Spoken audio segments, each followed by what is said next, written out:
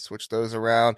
The 24/7 Sports post-spring Big Ten power rankings. Now, don't ask me how we saw enough to, change up the power rankings, but, hey, we're looking for some content in the offseason, so we'll run with it. If you're listening on podcasts, the rankings are Ohio State, Oregon, Michigan, Penn State, USC, Iowa, Wisconsin, Nebraska, Rutgers, Washington, Michigan State, Maryland, Northwestern, Minnesota, UCLA, Illinois, Indiana, Purdue.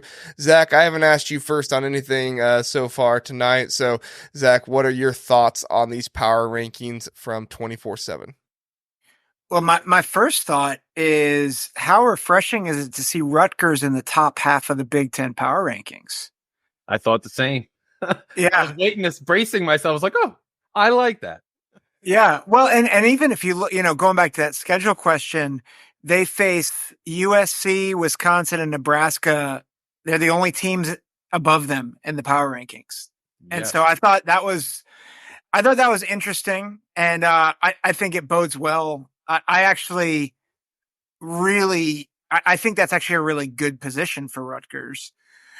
Because I think Washington, Michigan State, there's a lot more question marks there, I think. And so that was one I think that I thought they nailed. I thought one that I'm a little confused by, and I think I think they're probably just elevated because of last year's success.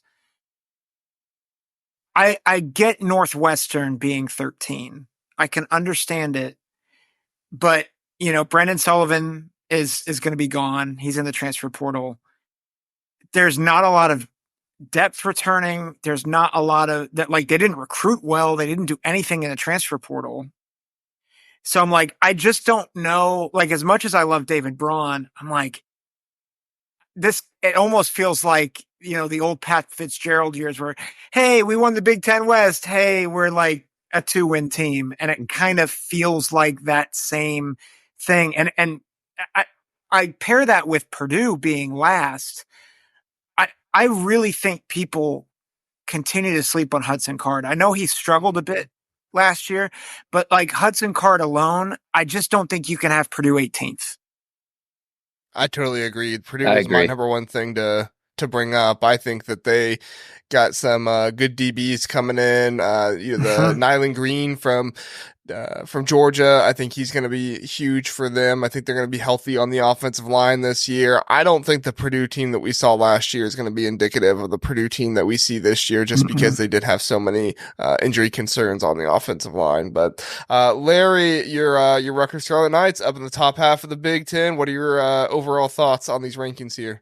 Yeah, I like where Rutgers is. I think it's fair. It's a good assessment of where they are. I think Ohio State being at number one, like we talked about earlier with the draft, not that many players entered the draft for Ohio State. Ohio State's going to be strong, might take the crown back from Michigan this year. And I think that's something everybody should brace for and be ready for. I think expectations are high with Ohio State. Michigan State, I don't even know why they're that high, especially what we just said about Purdue. I mean, fell apart, obviously, last year.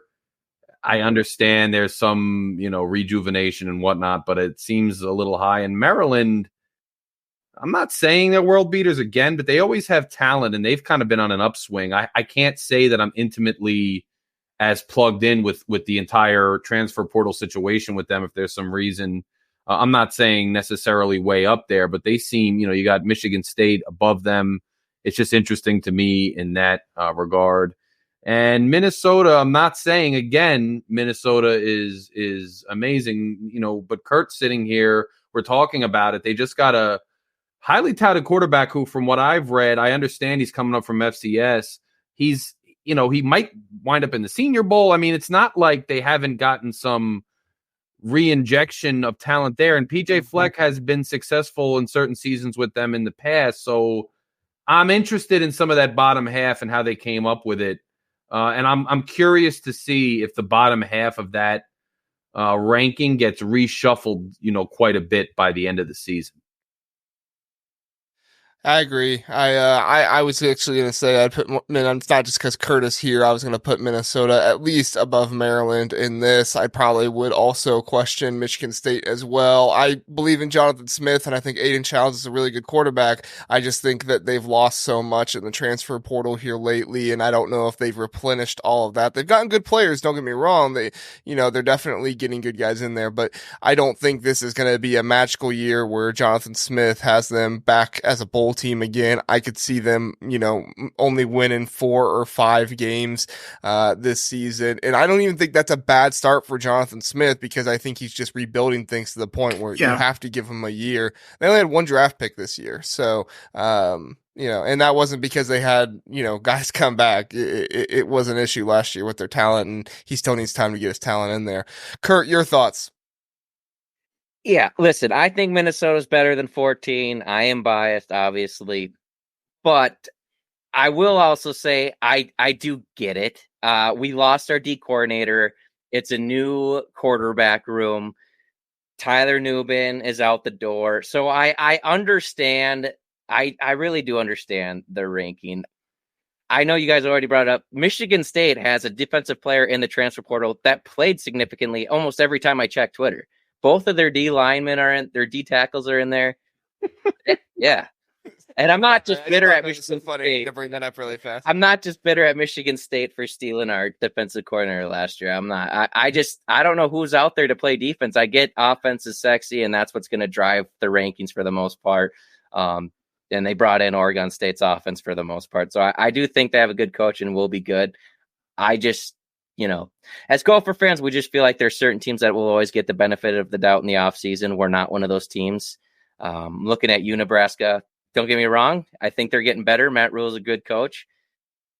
I don't know what they did to deserve number 8, but hey, maybe they'll make a bowl game this year. Who knows? And it's that Dylan Raiola bump. Yeah, it is. It is.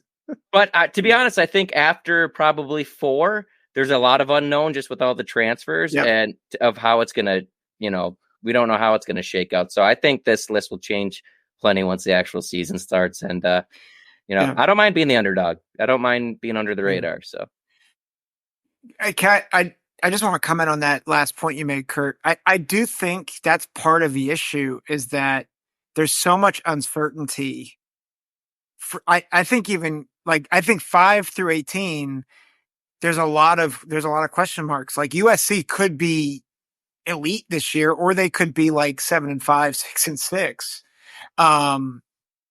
And I think similarly, like Nebraska, you bring up, I tend to buy more of the Nebraska hype, but I think you make a really good point. It's hype. Like Dylan Raiola might be great, or he might be a true freshman, right? So I think that's a really good assessment, Curt, that you're bringing up. Yeah, Max is in here. Nebraska continues to dominate the offseason ranking to tradition like no other. I remember when we had Justin in here, Justin Adams before, and I put the little offseason champions t-shirt on. He loved it. I think Nebraska is just one of those programs that you want to be good every single year. And I do get the hype to a certain extent this offseason, because if they just had competent quarterback play last year, I think they would have made a bowl game, and they would have had at least 2 or 3 more wins.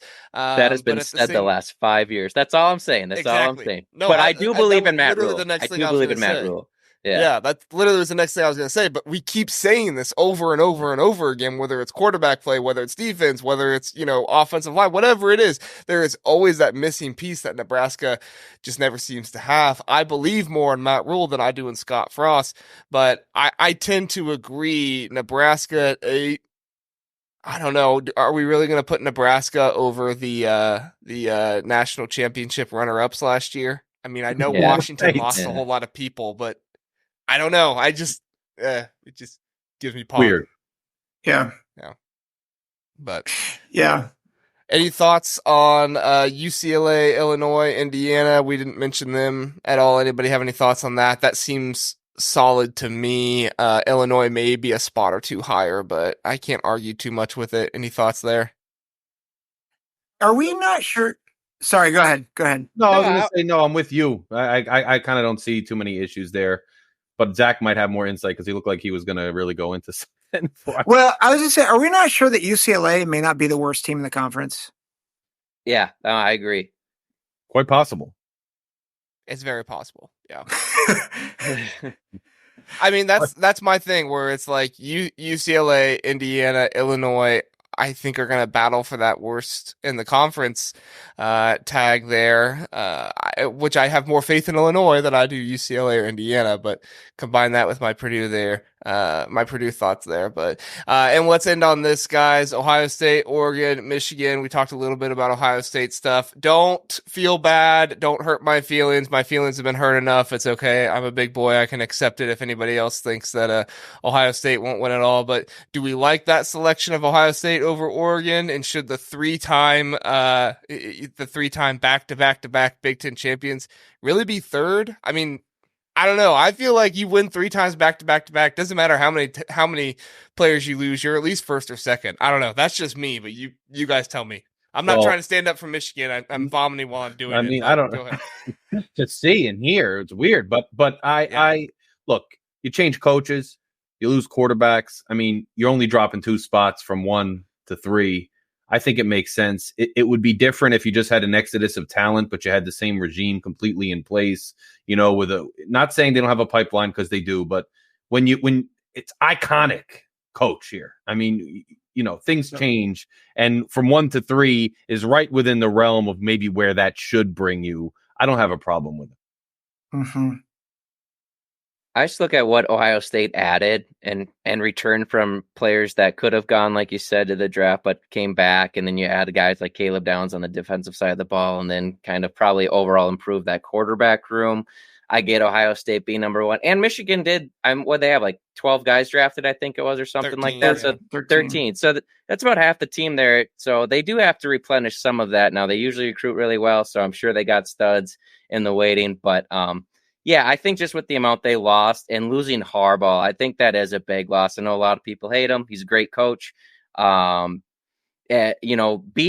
and coaching a couple games as the interim is a lot different than getting the full range to the program. So I'm really curious to see what happens with Michigan. I'm not predicting a downfall or back to like the Rich Rod days or anything like that. I'm just curious to see if they can keep it at the level that they were rolling the last couple of years. So, we'll see where it goes, but I think the top 3 is pretty fair. Maybe Michigan over Oregon, just because Oregon hasn't taken that step of getting it done yet. But really no issues. I'm such the controversial one tonight. Oh my gosh. I actually could see a case both for Penn State to be above Michigan and for Oregon to be above Ohio State. State your case, sir. Yeah, so well, the lawyer is coming in. Yeah. I withdraw all of my controversial statements. No, I think the Penn State Michigan one is just more, I think, off of what you're saying, Curt, the whole infrastructure is shifting for Michigan. And so while I think Michigan probably has better, like more elite talent, but I know people have their opinions about James Franklin, but I think he upgraded his coordinators. And I think some of the pieces at Penn State, like Drew Aller, I know did not play great last year, but if Koto Mickey can get the most out of him, they still have a really good running back core. I could see that. I could see Penn State being a hair above Michigan, but where I'm more, and I think JR, where I'm coming from in this, I still am not sold on quarterback offensive line for Ohio State. And I think Oregon got the right quarterback. So until Ryan Day proves it to me, I would put Oregon ahead of Ohio State. And I think I have Michigan, Penn State closer together is probably a better way to put it. I don't know if I would say it's top 3. I would say it's top 2 and a top, like an A tier and a B tier. And then 5 through 18 is shuffled. So if we were making this like a tier list, we would have Ohio State, Oregon, even. We would have Michigan, Penn State with a slight lean to Michigan, but pretty much they're on the same even tier. And then obviously go on down from there. Is that what I'm hearing? Mm-hmm. Yeah. Our resident Michigan fan, Yankee, is in the chat. Oh, he says, not only should Michigan be 3, I think it's a fairly big drop from 2 to 3. So Yankee is agreeing with us there, but he does not waste time taking shots at Penn State. He's not wrong. He is not wrong. Yep. Franklin still coaches Penn State. Yeah, and that's why Penn State's 4th on this. Not wrong. It's very